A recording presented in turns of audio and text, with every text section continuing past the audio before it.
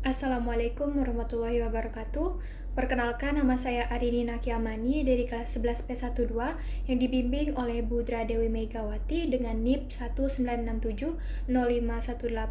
196705182005012001. Di sini saya akan membahas materi mengenai pernikahan dalam Islam. Nah, yang pertama adalah definisi atau pengertian pernikahan.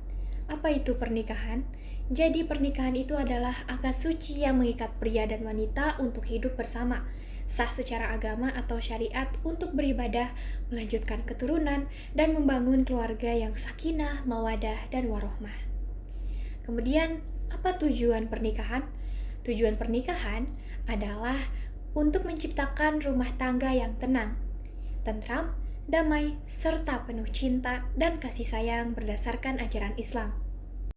Kemudian adapun dalil nakli, yakni surah Ar-Rum ayat 21 mengenai pernikahan.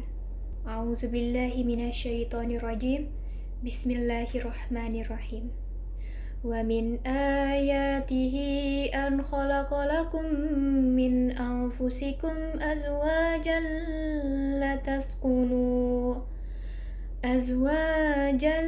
litaskunu ilaiha wa ja'ala bainakum mawaddatan wa rahmah. Inna fi dzalika laayatin liqaumin yatafakkarun. Yang artinya, di antara tanda-tanda kebesarannya ialah bahwa Dia menciptakan pasangan-pasangan untukmu dari jenis dirimu sendiri agar kamu merasa tentram kepadanya. Dia menjadikan di antaramu rasa cinta dan kasih sayang. Sesungguhnya pada yang demikian itu benar-benar terdapat tanda-tanda kebesaran Allah bagi kaum yang berpikir. Quran Surah Ar-Rum ayat 21. Baik, memasuki pada bab yang pertama, di sini saya akan membahas mengenai rukun, syarat, dan orang yang haram dinikahi. Jadi, rukun pernikahan itu terdiri dari 5. Yang pertama, harus ada calon suami.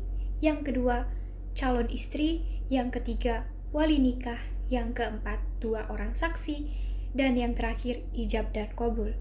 Apabila salah satu di antara rukun tersebut tidak dipenuhi, maka pernikahan tidak sah. Selanjutnya ada syarat pernikahan. Nah, apa saja syarat pernikahan itu? Syarat pernikahan antara lain yang pertama, kedua mempelai harus beragama Islam. Yang kedua, tidak ada paksaan. Yang ketiga, ada wali dan saksi. Dan yang terakhir, tidak sedang dalam hubungan mahram. Orang yang tidak boleh dinikahi atau haram untuk dinikahi, yakni ada ibu dan nenek, anak perempuan dan cucu, saudara kandung, bibi dari pihak ayah atau ibu, serta keponakan. Kemudian bab 2 di sini saya akan menjelaskan mengenai pernikahan tidak sah, hak suami, hak istri, dan kewajiban suami dan istri. Nah, pernikahan yang tidak sah. Pernikahan yang tidak sah itu pernikahan yang seperti apa? Pernikahan yang tidak sah itu yakni pernikahan yang dilaksanakan tanpa adanya wali, tanpa adanya saksi, atau pernikahan sementara atau bisa disebut sebagai mut'ah. Kemudian pernikahan dengan orang yang masih mahram. Nah, apa itu mahram? Jadi mahram adalah orang-orang baik wanita atau laki-laki yang haram untuk dinikahi selamanya karena alasan nasab keturunan, pernikahan musyaharah, atau persusuan rodoah. Kemudian hak suami dan istri. Hak suami yaitu dihormati dan ditaati dalam kebaikan, dijaga kehormatan atau hartanya oleh istri. Kemudian hak istri. Istri berhak mendapatkan nafkah, perlindungan, mahar, dan perlakuan baik serta bimbingan agama. Kemudian, kewajiban suami dan kewajiban istri. Kewajiban suami dalam pernikahan itu adalah yang pertama memberi mahar, kedua nafkah lahir dan batin, ketiga bimbingan agama, Keempat, memperlakukan istri dengan makruf atau baik. Dan yang terakhir, memimpin rumah tangga. Selanjutnya, kewajiban istri. Istri wajib menaati suami, menjaga kehormatan diri dan harta suami, melayani kebutuhan biologis, serta mengelola rumah tangga dengan baik. Kemudian memasuki bab 3, di sini saya akan menjelaskan sedikit mengenai mahar, resepsi pernikahan, dan talak. Nah, apa itu mahar?